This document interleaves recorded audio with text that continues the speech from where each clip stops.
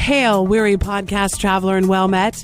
I see your adventure through the depths of the internet has led you here to sliding into the DMs. Now, this is not a podcast for the dirty boys, as the name implies, but rather a D&D advice and creative concepts podcast where these three nerds take your questions, suggestions, and pop culture influences to turn them into playable content, making goofs all along the way. This show is for everyone, from level 1 adventurers just stepping into the realm of D&D to the level 19 Dragon Slayer. Their aim is to help both players and DMs alike. Even Gary Gygax needed help sometimes. Just ask Dave Arneson. So step into our tavern, take off your cloak of elvenkind, and spend some time sliding into the DMs. Well met, adventurer. I am inquiring if you have seen 3 males wanted for crimes of passion. The boyos are considered highly dangerous. If you do meet these men, please be careful as they are armed with cunning, creativity and imagination. Stay alert, stay armed, and stay safe. Roll for initiative. Off the table. 16. Hey, Bruce. Yeah. Remember when I told you earlier that my dice were rolling super hot, and you said get those hot rolls out of the way? Yes. 8. Nice, finally. 6. No, I did it. Finally. You finally did it. You finally did it. I'm so proud of you. Well, welcome everyone to Sliding into the DMs, the D&D Advice and Creative Concept podcast, and I am Bruce, the mad scientist. I am Trevor, your continuity conductor, and we are joined once again by our friend. My name is Cameron. I'm also known as Bored as Noodles on the TikTok. All right. So since I rolled highest, I wanted to talk about an idea that's been floating around in my head, and I really want to play it, but as I am the forever DM, there's very little opportunity for me to do this. But I thought I'd air it out here and see if I can get anyone else interested or give someone else an idea that they can take into their game. So, my idea is as follows. You're off track already. You're already off track on your idea, huh? No, so my idea is as follows. Your party, you have them pick a class at a certain level and just have them build it to one of 3 races that you choose.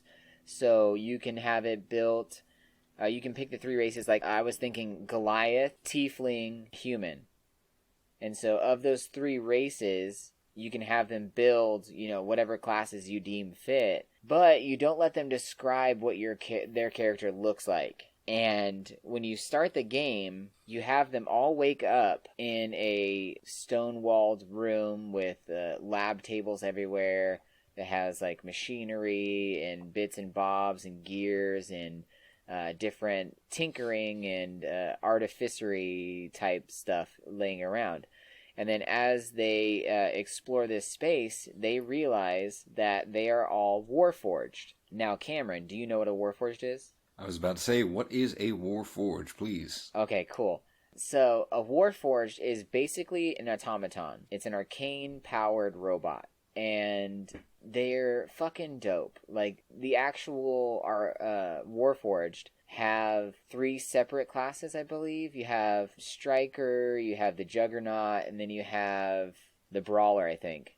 And so one is built for mainly dex, one is built for like doing high damage, and the other one's built as like a tank. It just takes a ton of damage. Is that similar to like an Atronach or like a Golem or something? Like kind of. It's kind of, it's very similar to, I would say it's closer to a Golem than it is anything else. But like a steampunk Golem. Yeah, that's kind of what I got out of that. Cool. Thank you. And so this is where I start to run into like kind of blocks in what I'm trying to portray or what I'm trying to get across with this gameplay and what it would be really fun. But my main idea is this stone room is at the bottom of a dungeon. So normally your players would start at the top of the dungeon and battle their way down, going through all these traps and obstacles and stuff. But this time your players have to battle their way from the bottom of it, going up and out. And so you still set all the traps and everything, and you have the dungeon as it is, but instead of them breaking into the dungeon to find the loot at the bottom, you are having them break out. And then once they get out, this is where I think it would be fun to do, is the world doesn't know what WarForged are. They don't know or understand what these players are. So every town they go into, people are like totally slack-jawed in amazement at what the hell is this, crazy metal being that's walking down the road. And the reason why you let them build with certain races in mind, so like the tiefling, the human, and the Goliath, is so you can get those attributes, and those are the attributes of their robot. And so from there, it's just shenanigans of them, going on an adventure and having to deal with the adversity of being robots in a world that doesn't know what robots are. And then I was thinking, most parties are a party of 4, so you only have 3 of them being robots, and then the 4th member you pick up in the first town that comes through, so you have them dealing with the idea of, well, we're robots. We don't know what the hell these squishy robots do or what their abilities are. And so when you come into battle for the first time, your players are totally perplexed of why this new member is like screaming and bleeding everywhere. They don't know what blood is. They don't have blood, and then they're like, well, here, let me just weld that back in place for you. And the guy's like, no, don't, no, as they're trying to use a plasma beam to, put his arm back on or something. But just shenanigans like that. And then the main idea I love it. The main goal I had was like, maybe they have images in their head of their creator and then like a landmark. And so they have to try and go find this landmark and see if their creator is there. And maybe there's some underlying story there. But I think that's maybe what you guys can help me with, and kind of put your 2 cents in of what would be a good goal or story arc for these robots to go after, and how would you like place that in this world? So repeat that one part entirely over again. No, I'm kidding. No. All right. So my main idea. No. I was trying to think. So it's like a reverse dungeon. Escape the dungeon. Yeah. Don't break in. So they might be able to pick up some loot, maybe some idea of where they have to go in that process. That may be some way of dropping like plot points or points of interest, or at least like subtle hints at something that's not going to mean anything until later on, like maybe a password to get through a door is a plot point later on. But my main idea was that, as they're going through this dungeon and they start to take damage and stuff, that's when they start to get like, it's jogging their memory kind of, and so you have them take damage, and as they take damage, you have them do like a constitution check or something, and if they fail, then they see this image, kind of like a weird way to do those checks and like actually reward a failure is, you give them this image in their head of like, as you go to stand back up from this swinging log trap that knocked you over and tore apart some of your chest plating, you go to stand back up and you freeze in where you are as a series of images flashes across your mind of the process of being built by your creator. You see his, hands tinkering with some kind of gear work inside your chest, and you see his wide, thick mustache and his, shiny bald head where he's trying to comb the hair over, and you just kind of give them a description of who they're looking for so that they can try and go seek him out. And then... Wait, you said shiny bald head, so is this creator you? I am the mad scientist, so yeah. So these beings wake up with sentience, and they know, but they don't know. They're they know aware. who they are, but they don't know why they are or what they're doing there. So I think that was the goal I had in the beginning of this idea, was like them trying to figure out what their purpose is, and then as they go out on this journey, it starts to be uncovered more and more. Kind of like, I think I've seen this in a movie a time or two where the robot is designed to destroy everything, or like be this crazy murder robot, or an advanced, military application, and it ends up getting a bonk on the head, and now it's like Mr. I Love Roses and Walking Dogs, and it becomes best friends with the main character, and then later on it realizes like, oh shit, I have highly advanced weaponry, So that was my first idea, was like, maybe these robots are designed for some nefarious purpose, and something happened, and then as they go to find their master, it starts to uncover kind of like what their true abilities are, and maybe that's something as a DM you could decide like, oh, like in this battle you're taking heavy damage, and you get down to like, 2 HP, and then you let them unlock some crazy ability that they can do, and starts to unfold the story a little bit. But I thought that sounded kind of shallow, like it just sounded like two-dimensional. I think throwing some real like humanizing storyline or plot hook in there for them to go attack, like to get after that kind of plot hook would be funner, but I just... More fun. Funner. It'd be more better fun. And funner. Trevor, the conductor, grammar Nazi. More fun, you piece of shit. Hey, I just come up with the ideas. I don't make them sound gooder. No, you don't. You gotta give your ideas to me so that I can iron them out, okay? Yeah. So I think this would be a good... Maybe there's something in an idea that you had an episode ago, or an episode that we've recorded and yet to post yet. But you had mentioned something about Dead Space. You're a big fan of the video game Dead Space. Maybe there's a storyline in there that you can throw at this, like something small that you could throw at it that they have to go achieve, or... But before we get into Dead Space, I had an idea. I wanted to kind of give Cameron a chance to answer, but before we jump off a whole different ledge. So my thought, you're asking about kind of an arc, or, you know, a way further creator and that kind of story. So my thought was this: what if it is a lich? Ooh. Cameron, do you know what a lich is? Yes. Okay, so what if it's a lich, and he originally started researching and building these bodies because he wanted to... he was building a body for himself. He wanted to put himself in one of these automatron bodies. Ooh, I like that. But he couldn't do it.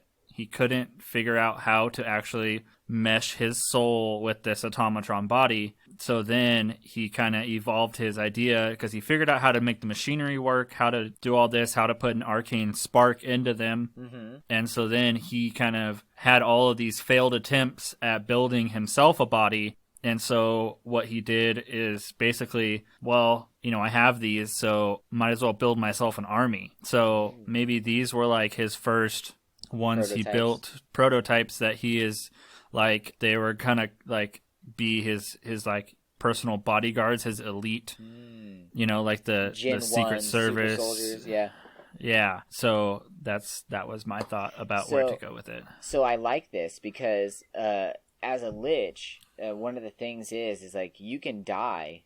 It's not a big deal. Like even as a lich, you can be vanquished. But the only way to truly kill you is to take away your phylactery, which is where your soul goes to be reborn into your lich body again at some other date. Now, most liches put this in a safe location, which keys into my idea of they know who their creator, or like they know what he looks like, and then they have this image flash into their head of some location, right? Well, that's where his phylactery is.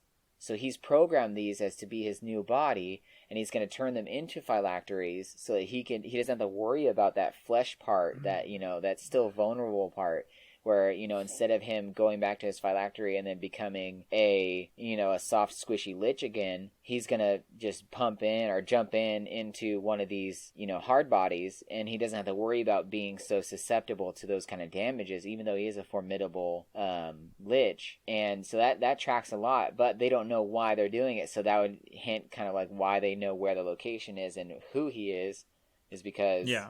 They're his phylacteries. I really like that. But he's kind of abandoned those few. Well, see, what I was gonna say is like maybe someone did traverse his dungeon, and then maybe they did kill him as a lich, so he's gone back to his phylactery to be reborn again as a lich. And so as they go out on this adventure, they find an adventuring party that's going to that same location because they've decoded where his phylactery is, and they're going to go kill him for good. But they don't know that, so then you have a good versus the, you know, uninformed, because, you know, your party is going to be uninformed. They're going to go try and stop these bad guys that they see as bad guys. Yeah, exactly. But really, they're going to be protecting a lich and not know that. I fucking love that. I love those bait and switches, you know me. Yeah, and then they get there, and, you know, they walk in with all this intention to kill this lich with this party of NPCs, and then they get in, and he, like, flips their switches. Oh, and they, shit. like, they become, like, you know, these, like, automatic, like, you know, the programming kind of uploads into them where what they are those soldiers called? The sleeper agent? He speaks their crazy code word. and then they Yeah, and they switch into kill mode. Yeah, well, they go into like it's like an automatic keyword to protect him, Yeah. and so then it's like, oh shit, like they don't know, but like, oh my god, this is like the whole time they've just been thinking this is a guy that, you know, was in their dungeon or whatever.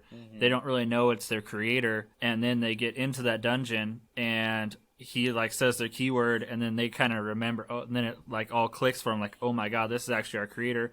Our purpose is to protect him or whatever. So then they all, you know, turn, and then now what they're actually fighting is the party of adventurers that came with them, the people they've been traveling with and the people that they've like connected with and stuff. And suddenly they have to fight those people. I kind of like the idea too that, so like in that podcast I listened to, Story Break, they talk about all these aspects of a story. So there's, you know, the main setup where you learn about your characters and their flaws, and then there's the betrayal, which it sets back everything you've learned about them, or it throws everything you learned into like a tizzy. And then you have the turn, which is where your characters turn for the better, or they repair all that stuff that they've messed up, or they you know, decide to repair that stuff they've messed up. And then you have like the climax, and then you have the finale. And so I think a really good turn would be like, you know, they get out of this dungeon, they have these flashes of these images of their creator and this location, so they think like maybe that's where we're supposed to go. So you spend a couple games of them decoding where this location is, like it's a snowy mountain that emits smoke and the snow never melts or whatever. And so they use those key descriptors of that location and ask around, and then they, you know, make their way there. But on the way there, they find this adventuring party that, you know, like you said, they team up with, and this adventuring party doesn't know the name or the physical appearance of this lich other than in his lich form. And so they're describing this evil guy who, you know, would steal the souls of townspeople and, you know, rip them from their lives and, you know, uproot everything they know, abandoning or making their families feel abandoned and all this stuff. And then they get in there and they realize that it's their master, and, you know, he has some kind of monologue where he's like, you brought my puppets to me, and, you know, I spent a good long time harvesting their souls and pulling them from their lives to serve my purposes. And you make him like totally demonized because he doesn't care about the souls that are powering these suits, you know. These are just suits for him to take over. And so it kind of paints him in this bad light. But then when he speaks this activation word, and now they have to try and kill their own party, like their own extended party, that's so rough. And then, you know, maybe they can do some checks to try and break this power word over them, and then once they do that, they can decide whether they're going to back him up just to be his sleeve, basically, that he gets to jump into, and they essentially die forever, or they can fight alongside their adventuring party and kill this lich once and for all and try and live as normal as a life as they can and make peace with the people that they've left behind. That'd be kind of your turn, is where they realize that this great and powerful creator that they know is actually a giant douchebag. Yeah. What do you think, Cameron? Anything ring a bell or spark an interest? I'm just trying to think, if I were to be in said campaign fighting for what I think is potentially good, and then getting there, finding out it's not good, and then getting flipped and having to fight the people that you like. Like in video games specifically, when I'm really invested to certain characters, and then all of a sudden you find out, oh, that character is not a good guy. Now I have to kill that character. Or like, oh, now it toys with you in an emotional way that makes it better. Like, it just makes it to where it's that hard decision of, well, what do I do? Do I finish it off one way, or do I basically go against my code or what this wants me to do and do what I think is right? Yeah, that rock in the hard place situation. Yeah, I kind of dig that, like, that whole really difficult emotional turmoil that you have over characters that aren't real. Yeah, that you end up being emotionally invested in because of the time that you've spent to get to that point. So me and Trevor played a game a while ago now, but it was based in basically like the prehistory, it was like the spark of magic age of the game that they're playing now. We played it as a one-shot. And so it was like the spark of the magic energy in this world that kicked off the, you know, thousands and thousands of years in between this moment and the moment of what we called the Plague of Eight. it was the plague of 8 wizards, but it was actually 4 wizards and 4 high-powered dragons. It was called the Plague of 8 because it took over the entire continent. It was like this devastating war between these highly powerful magic users. This was that catalyst that started onto that journey down that road that led to the Plague of 8. And so, which led to a giant chasm being cut through the continent. That's what's called the Plague Scar. And so this game that we played was the very first moment of magic in this world. And in that game, I played a half-elf character who was kind of like seen as trash, like garbage. The world was flipped at this time where, elves and all those other high class, or what we see as high class fantasy creatures nowadays, those were all seen as like downtrodden, like filthy, because they're not like, full human or humanoid, or not humanoid, but like mostly human. And so he was kind of like seen as this dirty beggar who, I think I was a ranger, so I had to like hunt and gather my own food because nothing was ever given to us and stuff like that. And so as this campaign's going, we, are dealing with some big bad who's kidnapping people, and we follow the trail down into this catacomb. And in this catacomb, there is this all black obelisk sitting in the center little island of a river of lava. And as we're approaching it, the whole time we're playing, I'm getting text messages from our DM of things I'm hearing in my head as we're walking through, because the elves are more in touch with magic. And so he was hearing these words in his head the whole time, telling him that, he's truly powerful, and that these people, spit on him and treat him like garbage, but he's really connected to this magical force that is going to be birthed into this world, and he'll be all powerful in the end. And all he needs to do is lead them directly to this bad guy. And then I'll receive that spark that I need to become the most powerful being and all this other stuff and take my revenge. And so the whole time I was playing the dopey, dumb, like, underling.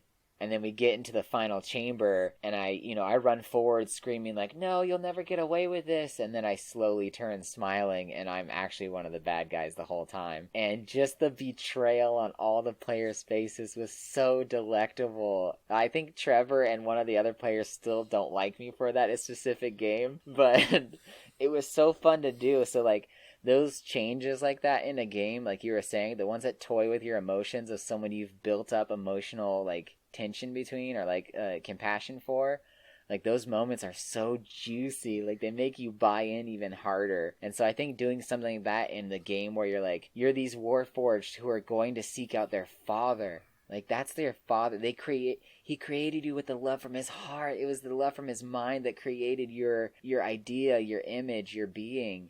And then to learn that he just ripped the souls out of townsfolk, pulling them from their families, letting their families think they died just to power this meat suit so that he can jump in it when he needed to, is like, oh, that's so fucking cold. Yeah, I definitely feel that would definitely, like, especially if you left it complete mystery and then that happened. I mean, it would definitely be like that shock of like, what do you do? What do you do? Yeah. At that point. I think you have to have like a juicy monologue. A juicy monologue where he reveals some of that, and you're like, that's when you learn about it, is because he's monologuing before he says the power word. It makes you turn on your own friends. Like, oh, so good. Love it. And yeah, like I said, the whole time, like, they're adventuring, like, they might just get, like, flashes of memory that you tell them that, like, of him, like, creating them, and how it all, like I said, it seems so loving and so like meticulous, and how he was building them for this great purpose, and all this stuff, like transforming, building them to do such great things, and they were going to do such good for the world and all this stuff. But really the good for the world that they're going to do is his obscured version of, because his version of good. His version of good, because a villain is never a villain in their own mind. They're doing what they think is good for the world. You know, every worst villain in the world that you can think of. It's not that they're doing things just to be evil. They're doing, because that's a really flat character. They think it's for the greater good. We talked about that before. Where it's like the most compelling villains are those who think they're doing this for the good of the people, but the way they're going about doing it is what makes them the bad guy. Like it's crazy people don't know they're crazy. Yeah. I had an idea. Oh, so what if some of those jobs that you have them go do as they're adventuring towards this final destination of where they're heading is like flashbacks of stuff that they would have done in their actual lives. So like they have to go, help a farmer protect his fields from these werewolves that are coming through. Well, one of your players in his life as a townsfolk was a farmer who had an issue with wolves. And so you give him a flashback or like this weird tingle that makes him think like, that's why my master created me, is to protect the farmers of the lands, Like, that's why I feel so kinship with this farmer, is because I need to, this was my purpose. This was my, what is it called? Directive. This is my directive as my father programmed me, is to protect farmers from evil. And so then you drop in little hints like that, but really it was just like, this is just one of the memories that clung to your soul as it was ripped from your body, Yep. Like, But and then you get that tingle. Yeah, that tingle. But I think that's enough dreaming in my little world, so I definitely think someone should take that and run with it, and then let us know what you do, or if you don't, I'm sure that I can probably convince Trevor to DM that for me so I can play. Oh, I am down to play, except for now you already know the end. So it's not going to be a fun twist for you anymore. It's not always the destination that is the best. It is the journey you take to get there. Like, the story and the plot points in between the beginning and the end is what makes the story. It's not just knowing the beginning and knowing the end. That's why there's people who just flip through the book and read the last chapter and say, oh, well, it was, this fucking guy who did the whole thing.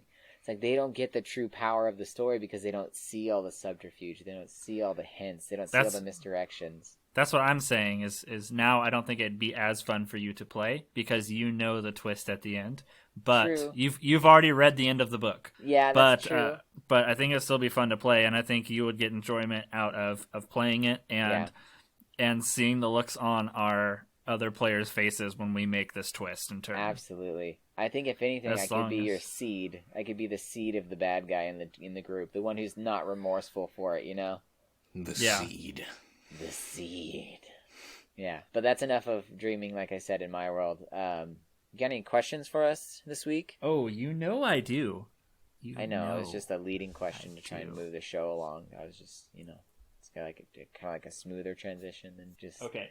So I found this question on Giant in the Playground forum, and I thought that it is definitely something we could go over because I know this is a problem in our campaign as much as it is a problem in this person's campaign. We deal with this exact issue. I think every game we play right now. People falling asleep? No, not that. Not that problem. Not that problem. We do have that problem too. But that's because we always play so late. That's true.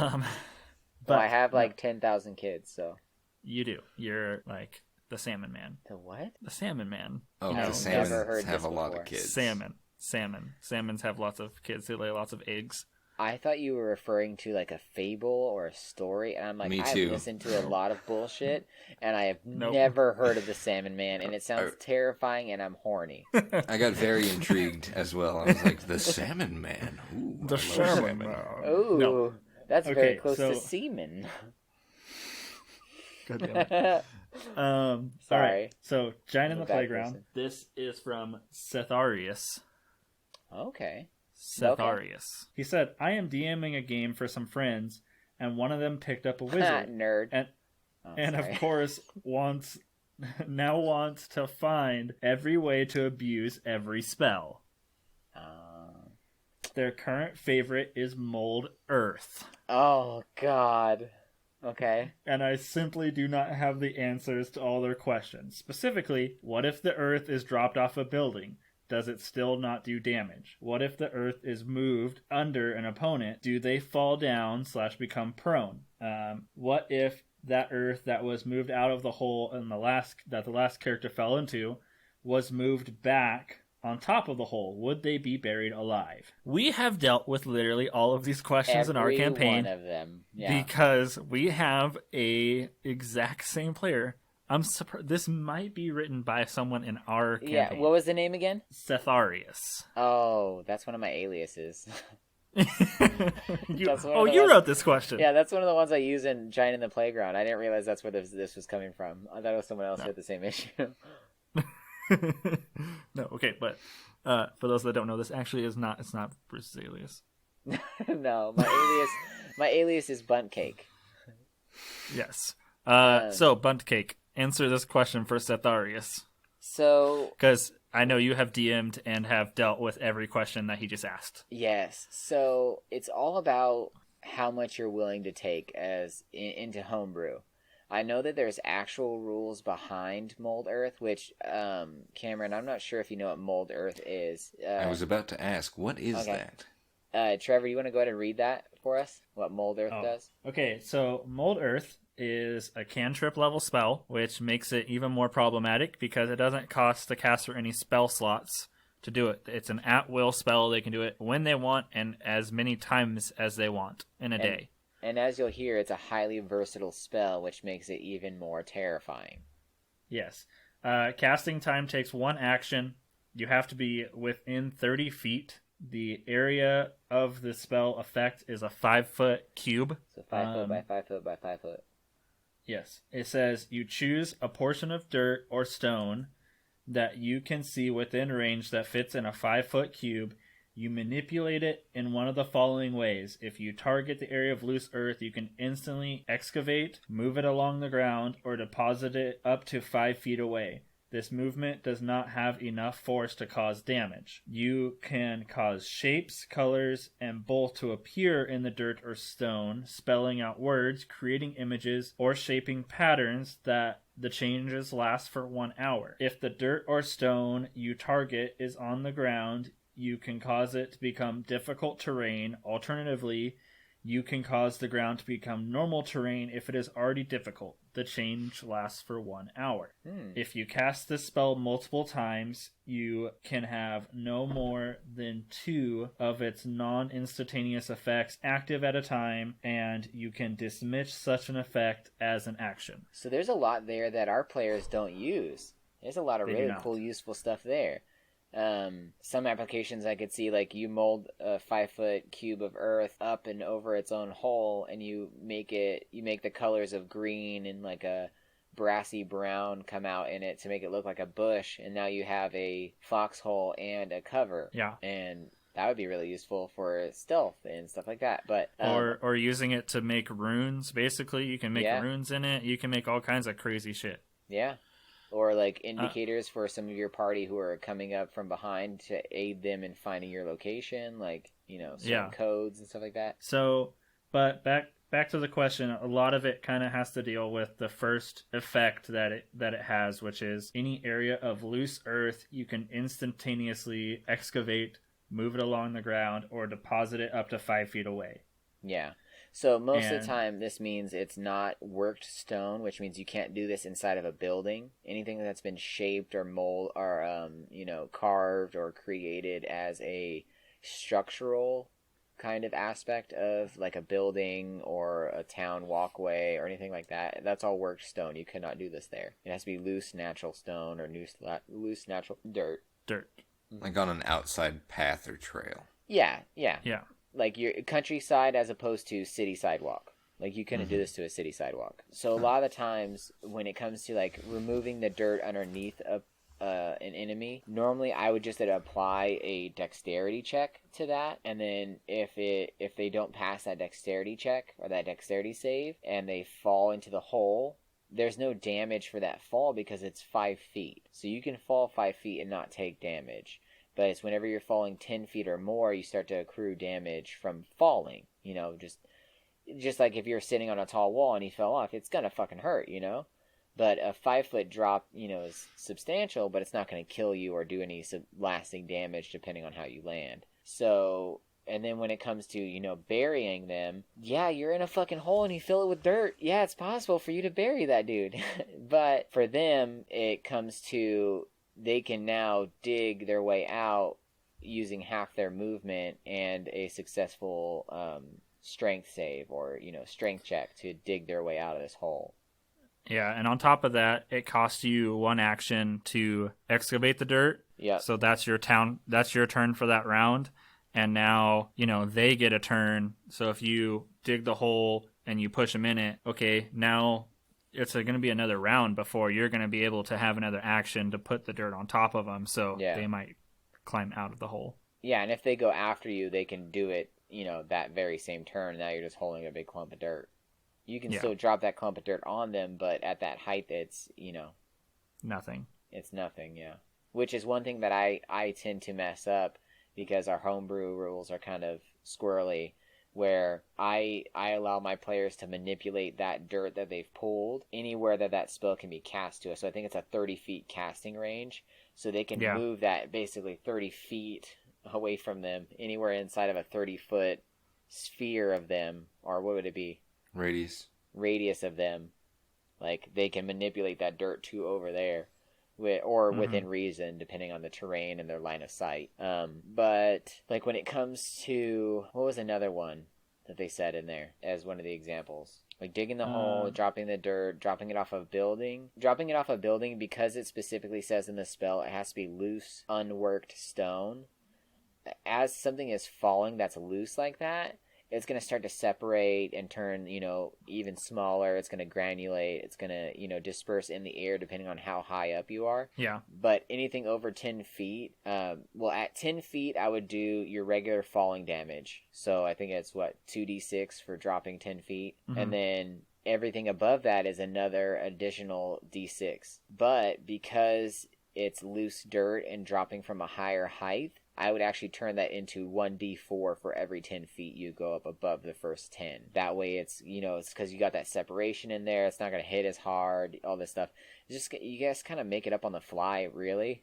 And then you just got to stick with that once you do it. That spell is really, really versatile, and I do love it, because there's a lot of applications for it. But for the most part, you just got to think of, it's your world. You got to think within reason what makes sense and how it's going to affect your world and how they play in it, Mm-hmm. So you addressed the dropping the earth off of a building and whether it does damage. You addressed if they move the dirt from underneath an opponent, do they fall prone into the hole? And I believe you addressed the burying the person alive. But since we're on that topic, Bruce, do you want to share when our party tried to do exactly that to your big bad that you had made, and we polymorphed him into a bunny? Yeah. And so we were playing a game where a large city was being attacked by a zealot group of the Order of Bane, which is a demigod of...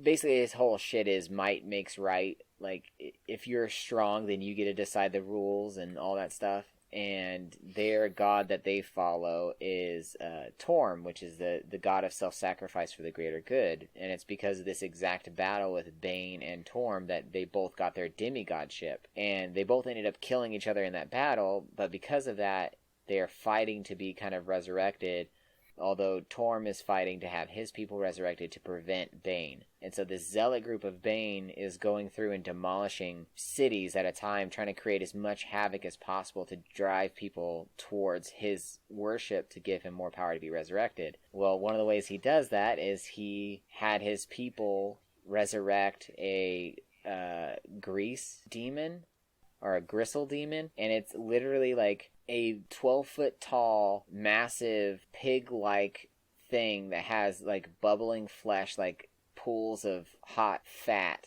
Like this lard bubbling under high heat.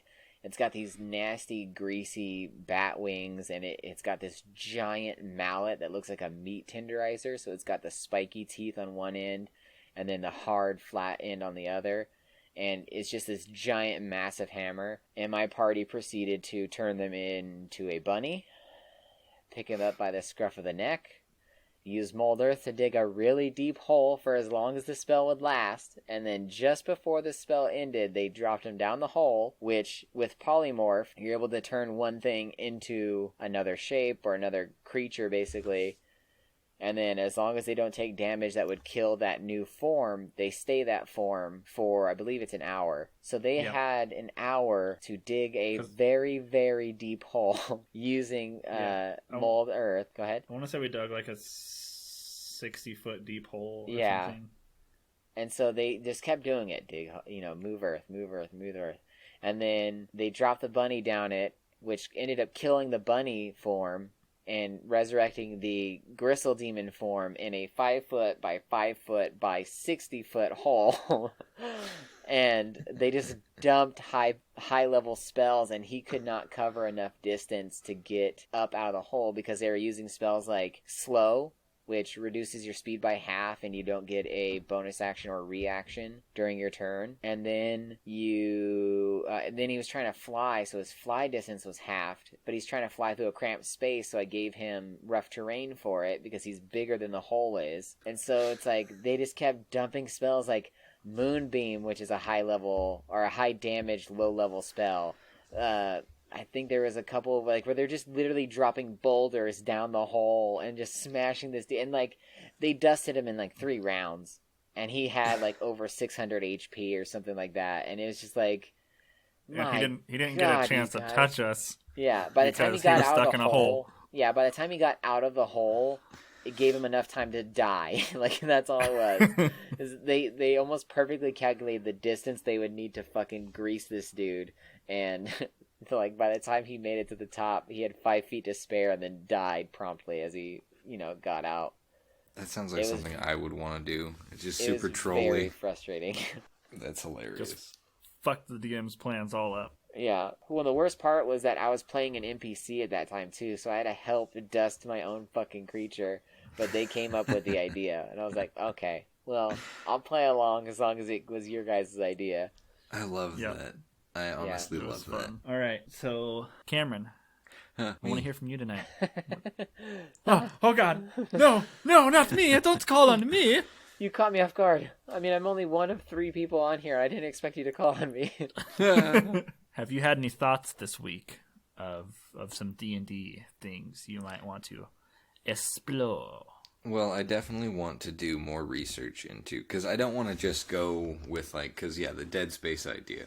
Turning essentially kind of the whole, not the whole plot line, but the kind of gameplay that is Dead Space and the world of Dead Space and the characters. Explain what kind of Dead Space is to us. I haven't played the game in very long, but kind of give us a feel for the genre and kind of what. And I've never played. Yeah, well, so explain it to Trevor in a way that kind of describes what is the storyline, what is the generic idea of the storyline, what is the setting and all that stuff, so he can kind of get a good feel for it. Well, basically, you come across you're on a derelict ship that has been basically taken over by these parasitic alien forms, and it all revolves around this marker that is this device that was unearthed, this large monolith that was unearthed by this mining crew, this space mining crew, that it essentially was to keep and kind of in a way prevent things from happening, but also it's people are essentially going insane and allowing these creatures to come on board and basically take over people's bodies, rewrite their structure into these monstrous creatures. I think one of the words they use is corrupted. It corrupts their DNA, yeah. Yeah, mutation in a way. Yeah, people are basically going crazy, killing each other. There's a whole series. There's actually an animated series that's pretty neat. Ooh. It's pretty good. I think I got it with a special edition of the 3rd game or something like that. I can't remember. Interesting. But I'll have to check that out. Something like that where it's kind of like a murder mystery, isn't it? You're trying to figure out what the hell is going on. And aren't you one of the miners? You're in a suit that's specially designed to mine on this certain planet, and I want to say that sounds vaguely familiar, but I could be wrong. Well, you're an engineer, and you're coming to check out what's wrong with this mining ship. And you get there and find that it's just comms are down.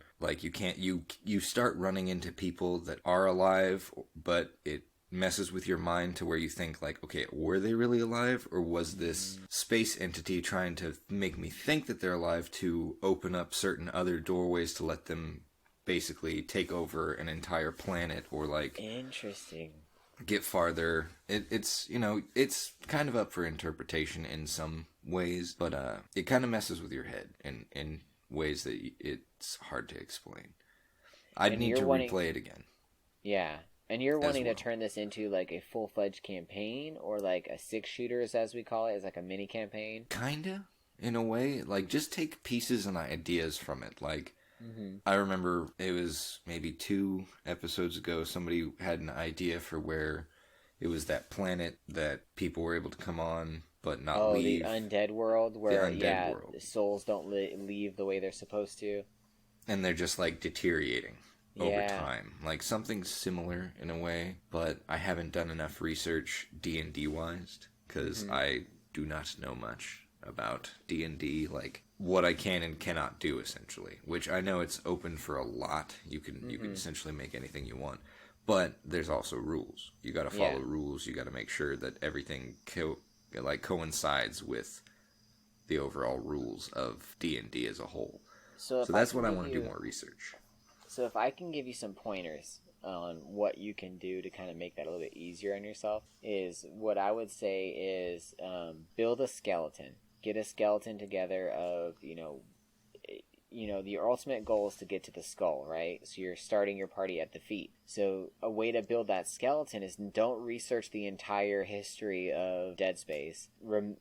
Go to research the lore on spots of the game that you remember that you enjoyed. So things that caught your eye or caught your brain and like really piqued your interest. Look up the lore behind that, because guarantee there's someone out there who either fan fiction wrote something out to make it all connect, or the game creators have some kind of dialogue somewhere that explains what the situation is, what happens, and why. And read those shorter versions of the game, and then pick those points out and kind of bullet point them, right?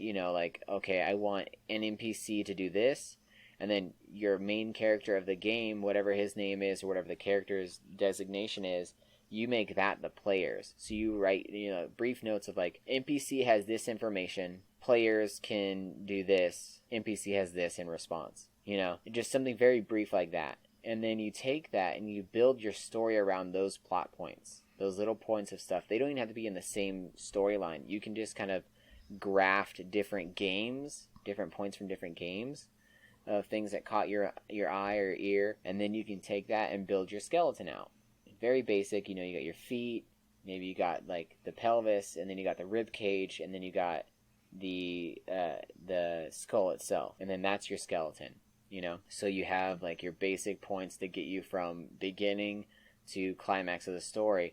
And then everything in between is just like, okay, between the feet and the hips, I need to get them this information. So I'm going to let them adventure the world.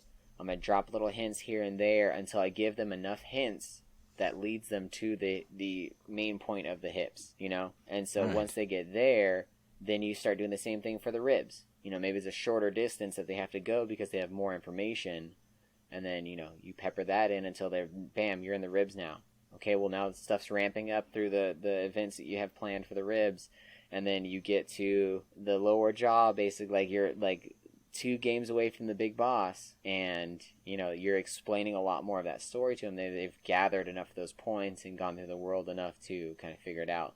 And some of those plot points can come in side missions or jobs that they look for on a job board or stuff like that. Just something that they can get information from. And then when it comes to dialing in the rules, once you have the story or what the idea of your story is, it may even help to like type it out or type out the bullet points and then, type in the information they can get in certain places so you can have like a kind of checklist. Once you have that figured out, then you go in and research those plot points that hold weight in D&D. So like, if it's a certain engine that they're turning on in the game that does this certain thing, you can look into spells that do that certain thing, and then you can look up the rules behind it and just kind of copy and paste that into that section. Instead of this machine turns on and does this, you say, this wizard enacts this arcane ritual that does this and it has this result, Exactly. And that's where my struggle has been, is finding ways to translate parts of the game that I enjoy into parts of D&D that would make sense. Yeah. So I like your idea. I like the skeleton building to where, you pick those little parts and then you fit them in, and then you do your research as to how can you translate that. That's Yeah, my and main it thing. can be And- as easy and- as just saying it's magic. It You is know, magic. like you just have a character like your big bad or your mini boss who's, you know, maybe it's something mechanical based in this world just because of how mechanical that game is, but you have it built to where you know, their underling is a tinkerer or an artificer, and that's why they're creating all these arcane machines that do these strange things, is because you can say it's magic, and he's combining a couple different things because he's a really high level artificer, you know, and then you know, you just covered a bunch of your bases and you can do whatever you want in that storyline. So we've talked about this in the past, but the beauty of the skeleton model that we're talking about is you have your main plot points that they need to hit, just like a couple of main plot points, and then some information drops that gets them to that point, but you're not completely railroading them on a track where they have to stay and this has to happen and this has to happen. You're letting them really freely explore and play the game however they want to play it and whatever is fun for them, and they can do it however they want to do it as long as they get to this point.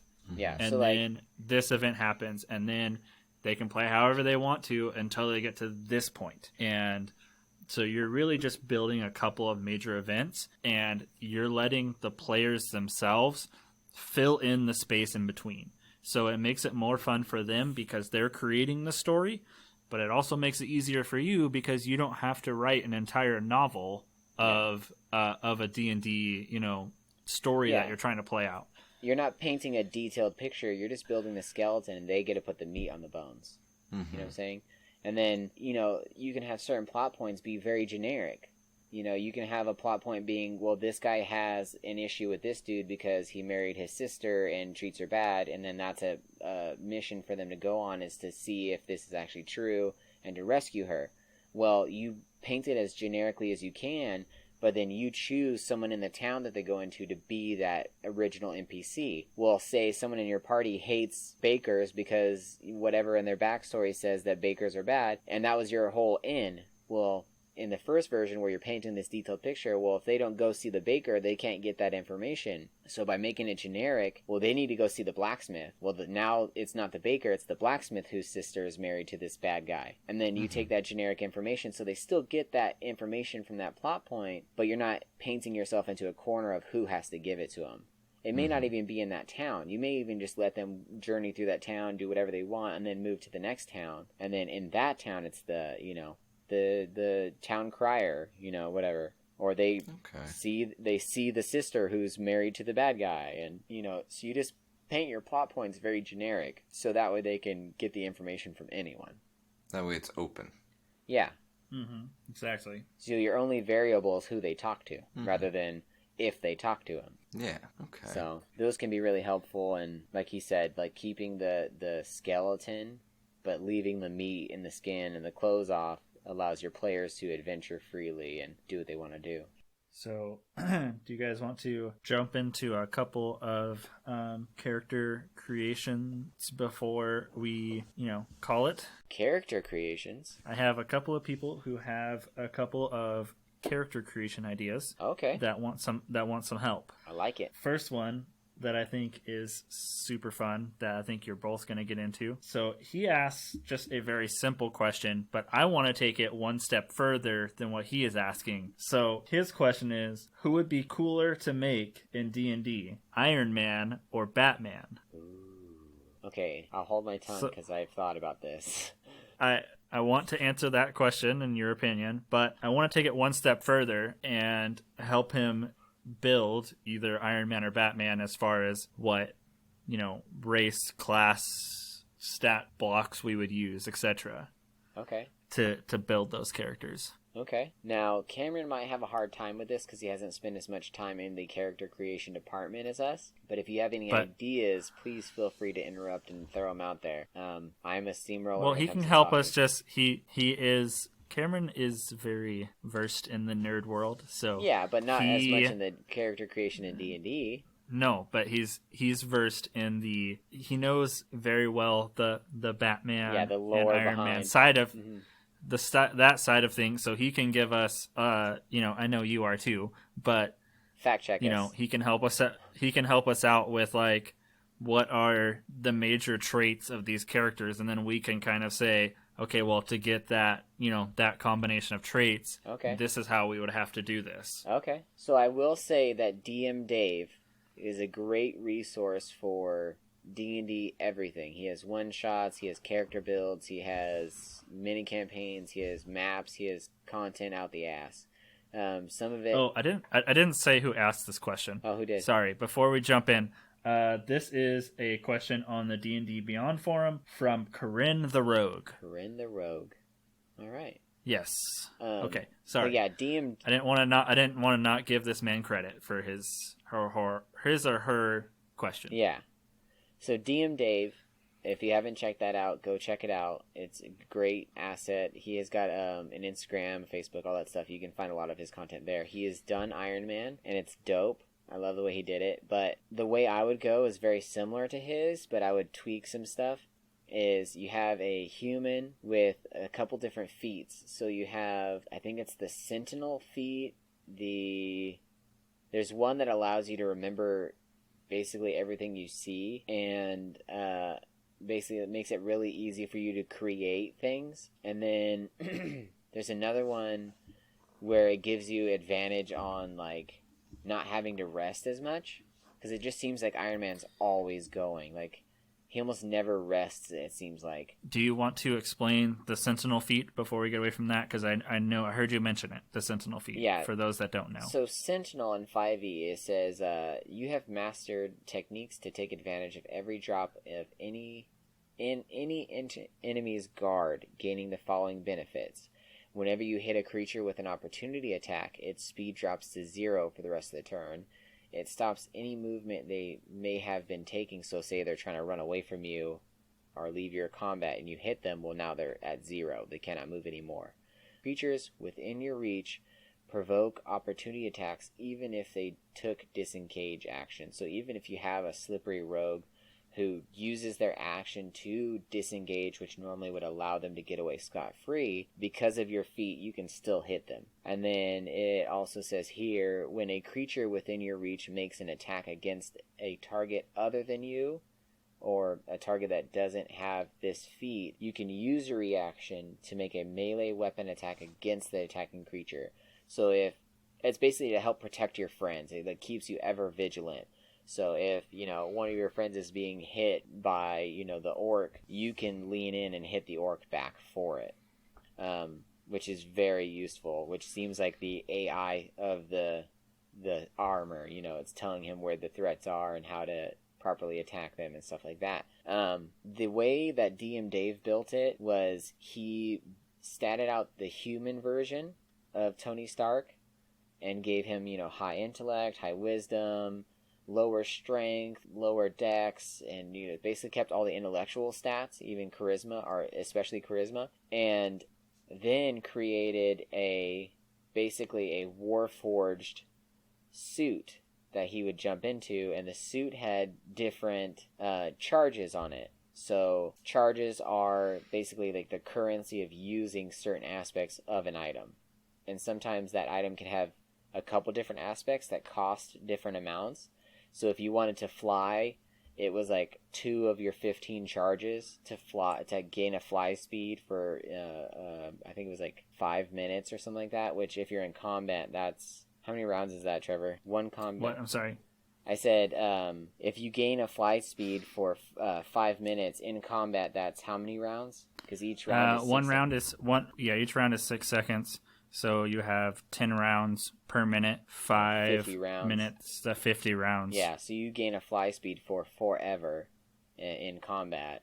And then, if you want to use a pulse beam, it's so many charges. And if you want to, use some of the strength in this thing to hurl a tank at someone, it's a couple more charges. But I really like that buy economy on his suit of armor, so it's not like completely OP. It still kind of has restrictions in the world that you're playing in. Yeah. I really like that. The Batman... Wait, hold on. Before I go on to Batman, do you guys have any ideas about how you would build the Iron Man / Tony Stark? I think you were pretty much hitting that on the head. I was gonna say you definitely got to keep Tony Stark high charisma. I was thinking it'd be an artificer. Yeah, he's an You'd have to do artificer it as an fighter. Is I think what the combination was from DM Dave. Okay. Which I really okay. like. Yeah. I was thinking like artificer, like wizards, so we'd have the magical blasts and stuff, but you kind of solved that problem with the arcane suit. Yeah. So I would say artificer fighter with his arcane suit, with Warforged arcane suit would be probably the best way to go. Yeah. Yeah, it makes the most sense to have that kind of artillery that Iron Man has, because especially since both of these characters are known for the fact that they're billionaire playboys, but though Batman's incredibly intelligent, he also has other people helping him with making his gear. Tony Stark himself is incredibly intelligent and makes all his own shit, so it definitely puts it all together, especially basically an Iron Man suit in the way that you made it. So I think... But with magic. Yeah, arcana. So I would say for Batman, that would be a little bit harder, but I would go human variant, which... in D&D, I think there's 3 versions of humans now. I haven't checked out the newest updates or changes to the D&D Beyond, but yeah, I believe there's 3 different versions. But I would go. I think one of them's shifter now or something like that. But I would go with human variant because they get bonuses in like 3 different things that you can choose. And for that, I would go with, for Batman, go strength, intelligence. Dex. And dexterity, and then I'd say it's gonna be a high strength, high dex build. Yeah, for sure. And then I don't even think intelligence has to be that high. Just high strength, high intelligence, high strength, high dex. The thing about Batman is that he's like a combat specialist. Like he knows over 50 different combat styles, and it's through his brute strength that he's able to push them through. But he's a blade specialist. He's a martial weapons specialist. He is a hand-to-hand combat specialist in 3 or 4 different types of hand-to-hand combat. He's an improvised weapons user. He has all this other stuff. And he has all this tech that he has to use.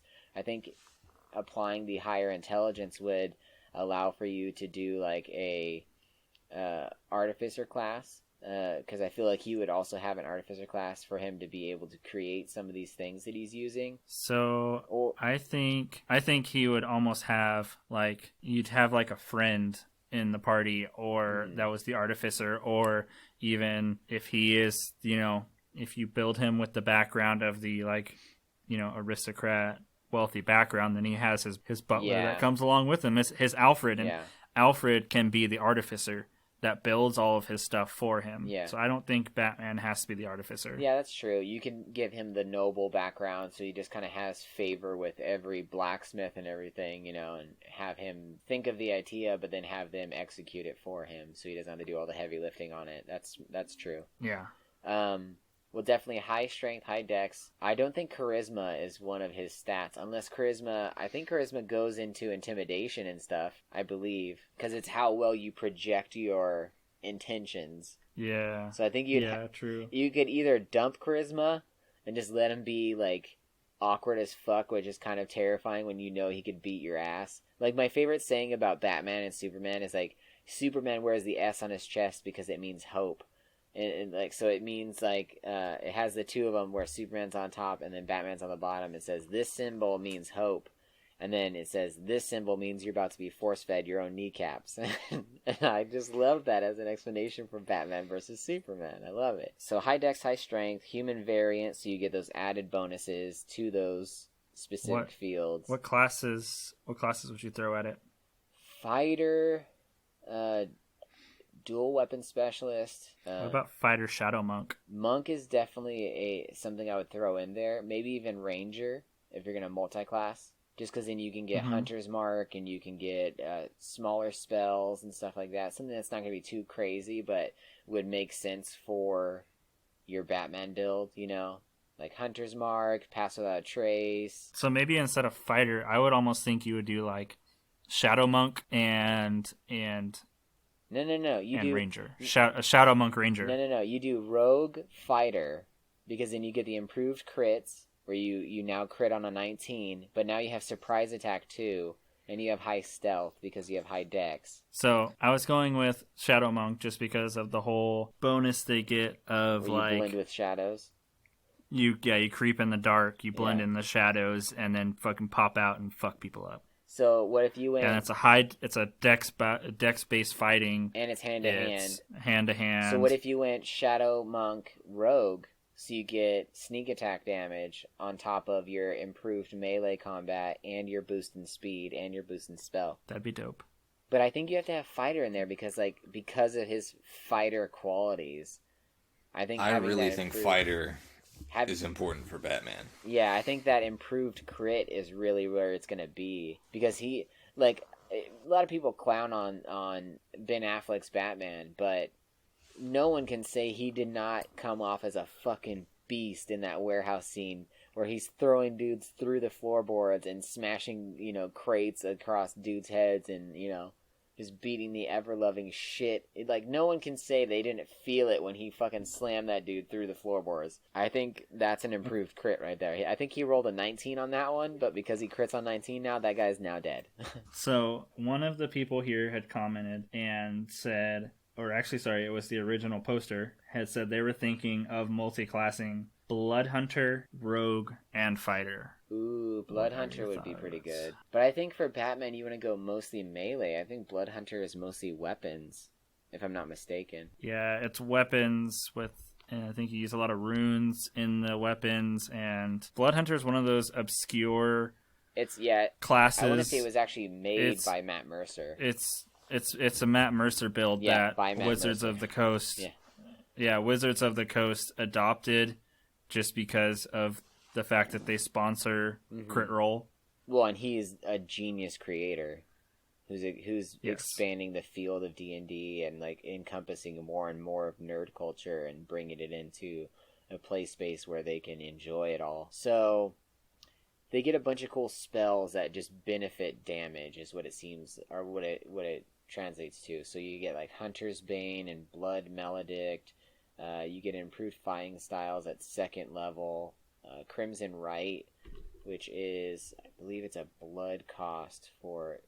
So at 2nd level, you can learn to invoke the Rite of Hemocraft within your weapon, and it costs at the cost of your own vitality. Choose one rite from the primal rites below. You have the Rite of Flame, which adds fire damage, the Rite of Frozen, cold damage, Storm is lightning damage. But I don't see those being very Batman-like. No, I don't think so either.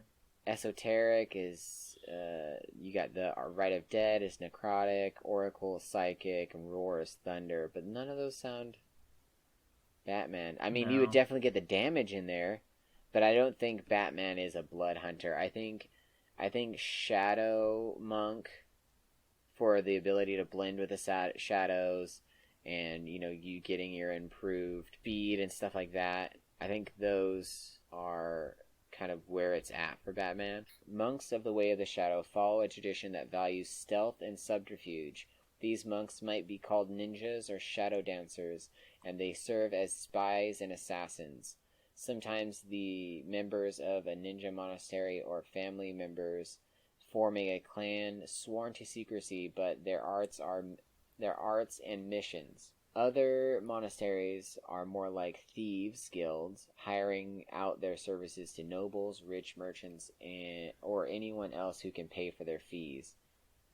Regardless of their methods, the heads of these monasteries expect unquestioning obedience to their students. Ra's al Ghul. Let's say Ra's al Ghul and League of Assassins, Shadow Arts. When starting, you choose the tradition at 3rd level. You can use your key to duplicate the effects of certain spells. As in action, you can spend 2 key points to cast... Explain key points real quick, because I know we're going to lose people on key points. Yeah, key points are like the energy inside your body. This isn't a new concept. This is a concept that's in a lot of different things out in the real world, not just in nerds shit. So, like, in meditation, you're focusing on your chi, or your ki, or I think chi is your internal energy, and ki is the energy that you put into physical action. So ki is when you focus your mind and turn your body into a weapon. You're focusing that energy into a strike. You're focusing that energy into understanding the way your body moves to attack. So the way D&D translate this is they give you points that you can use. So, at certain levels you get so many key points. So you can use these key points, this heightened focus in your physical prowess, to do certain things or like to heighten your mind. So with this, in the Shadow Arts, you're able to cast certain spells. And it says here, you can spend 2 key points to cast Darkness, Dark Vision, Pass Without a Trace, and Silence. And these are all spells that give you certain benefits to either stealth, to hindering an adversary, or creating some kind of diversion so that you can do something else. With that, the next thing you get is Shadow Step at 6th level, which is the ability to step from one shadow into another. When you're in dim light or darkness, as a bonus action, you can teleport up to 60 feet to an unoccupied space you can see that is also in dim light or darkness. You then have advantage on the first melee attack you make from before the end of the turn. Cloak of Shadows, which basically turns you invisible.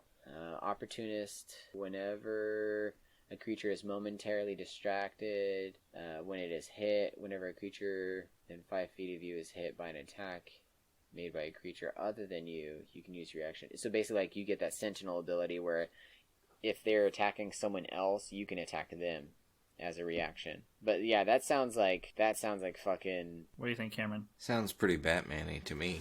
Yeah, I think that plus fighter, and you got yourself a sick little combo. Yeah. Critting on 19 if you go, was it champion? Champion fighter. So you go champion fighter and Way of the Shadow monk. I think you got a pretty sick fucking Batman build. And then you go with the noble background, so he's rich as fuck. And you even like hire a little artificer to follow you around and build your crazy little ideas that you come up with as, your things. Yeah. You start decking him out with like special armor and shit like that. Shit. Yeah, I'm trying to think of someone had mentioned a couple of things in here that I thought were super badass as far as like ways to make some of Batman's stuff in D&D, because some of it kind of already exists. Wow. A utility belt. There's even like a bat cape too. Sick.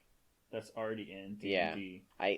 I was so intrigued by building Batman because I think I'm going to answer the last question now of what one would be funner to play, and I think it'd be the Batman one because I think Iron Man would be a little OP and it just wouldn't make things fun. I think it would be funner to have a little bit of a challenge to get into the position to do those things than it would be for Iron Man just to, blow through the wall and start fucking people up. I think the Batman build would be funner to play. That was my vote too. I think the Batman build would be more fun to play. And I think you do your base class and fighter enough to get the improved crits, and then you do the rest of your classes in Shadow Monk so that you get all those cool little abilities like darkness and then the darkness teleportation and stuff like that, because you don't get that until like 6th level. I want to say like with the champion fighter, it's like second level, man, where you get the improved crits. You use your improved crits until the second, like you get 2nd level, and then you don't have to really worry about it because there's not much more after that is too crazy impressive other than some specialties. I think a 3rd level dip and fighter gets menacing attack. Well, if you go 5 levels in Fighter and you do Battle Master, then you get those superiority dice where you can roll against your enemy's damage or your 2-hit and cause them to miss, or you can disarm them, or you can cause them harm for doing attacks and stuff like that. That could actually be pretty badass. Like you can parry their hits, you can taunt them, you can... throw things really quick, you can sweep attack. There's a bunch of shit. I want to build this guy now. I want to build and play Batman now. I have the character builder open, so I should probably get away from this before I actually start building him. I think Batman. What's your next question? Because I think we're running out of time, or we're out of time. Yeah, we're out of time. We're out of time by a lot there, guy. So this one will be quick. This is just a person who says... This is on Giant in the Playground forum. Kishgain asks, any advice on how to build a monk with a ranger dip? Monk with a ranger dip? What are they looking to gain? So, I don't know. I'm sorry, did you But, say monk with a ranger dick? Yeah, Dick. He's got this huge ranger's got a cloak dick. on, an animal it's not even companion. it's not even attached to the normal spot. It's actually just right off of his kneecap. He just sewed a ranger's dick that he killed just on his kneecap. It's on his crotch, but it's on ranger his, dip. his cod piece. So it's like a dick over his dick. No, Use crabs. Oh no, that's his animal companion. Oh no. So one good thing I would say about this combo is they really do use a lot of the same stats as far as build. They're both high dex and wisdom, dex and wisdom. Yeah.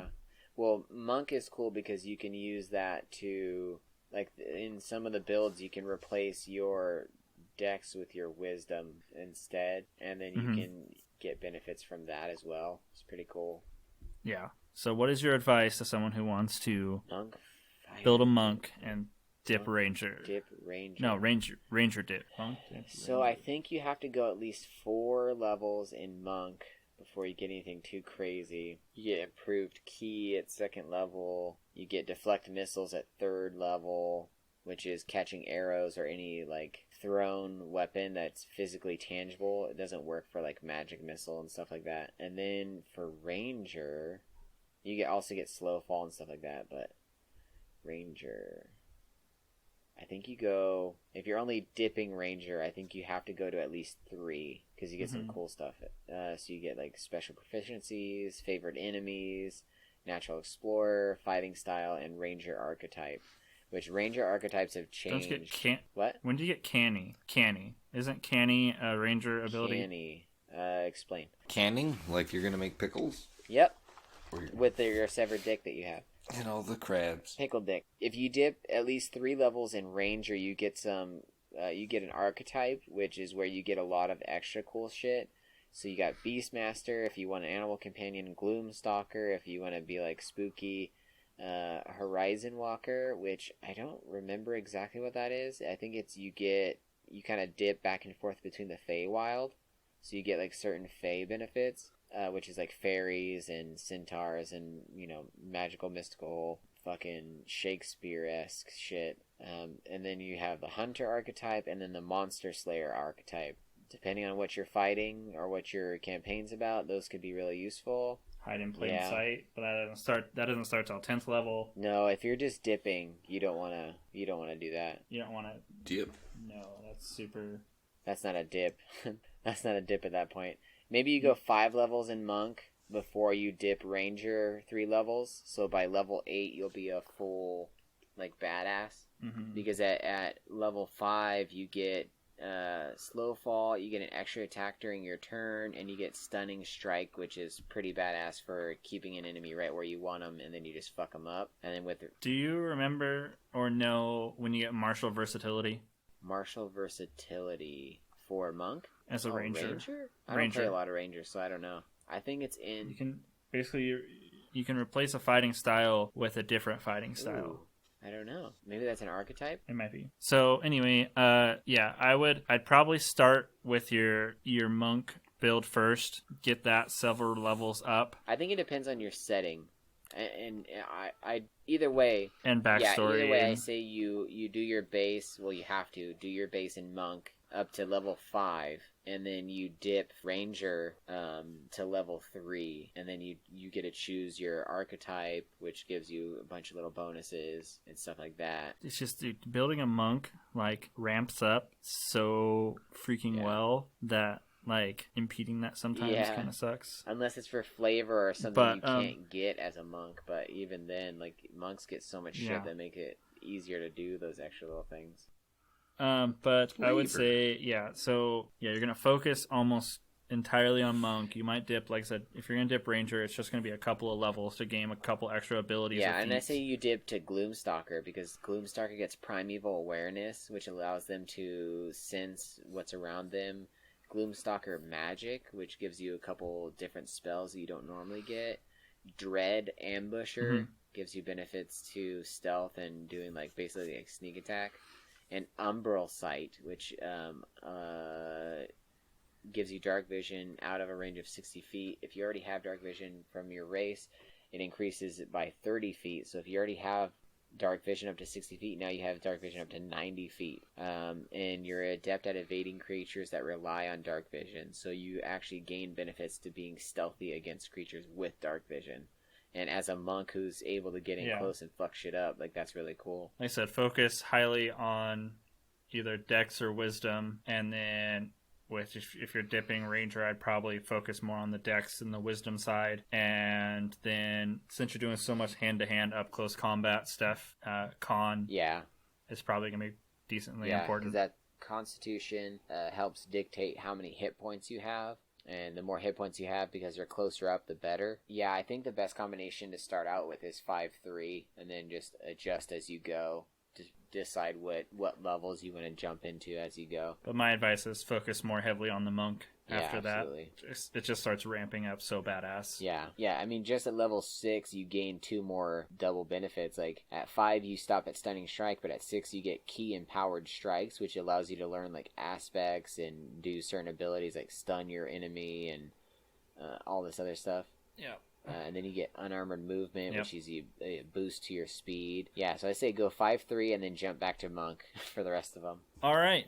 Well, I think that was a decent enough answer, and I think we are running out of time, so a more elaborate answer is going to take time that we don't have tonight. If you want to hear more, slide into our DMs and let us know, because we could probably talk about this shit forever. Yeah, slide into our DMs, and we will sit there and message you back and forth until you have a complete badass build, and we'll have fun with it. Also, build a Batman. Yes, I'll do it tonight. Don't threaten me with a good time. I'm off tomorrow.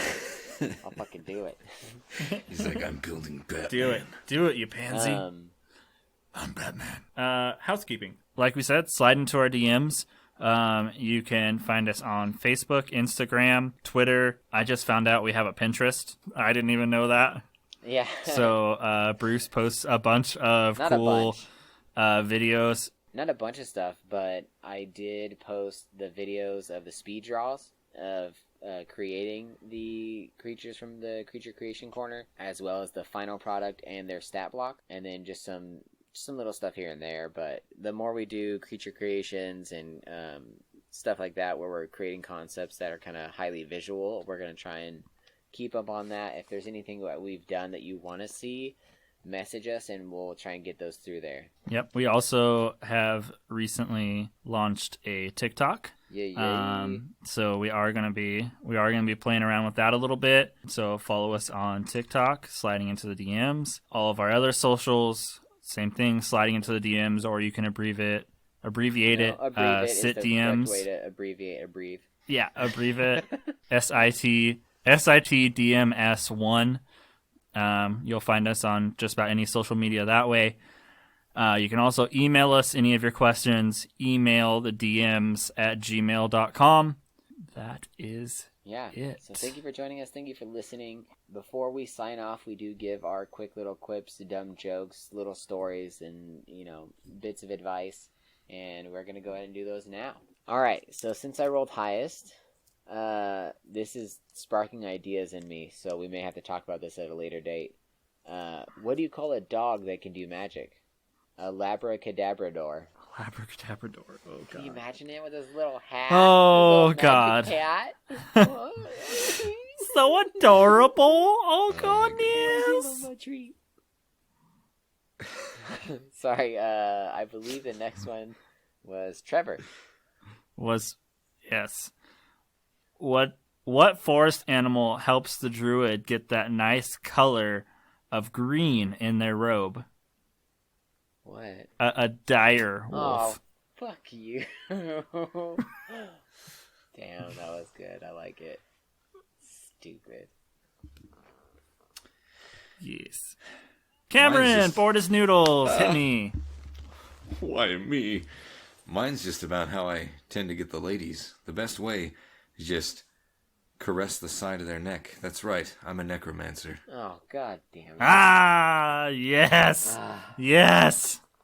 Well, I bet you sneaky son of a bitch. You haven't wished for these words sooner. Fare thee well, and adventure onward.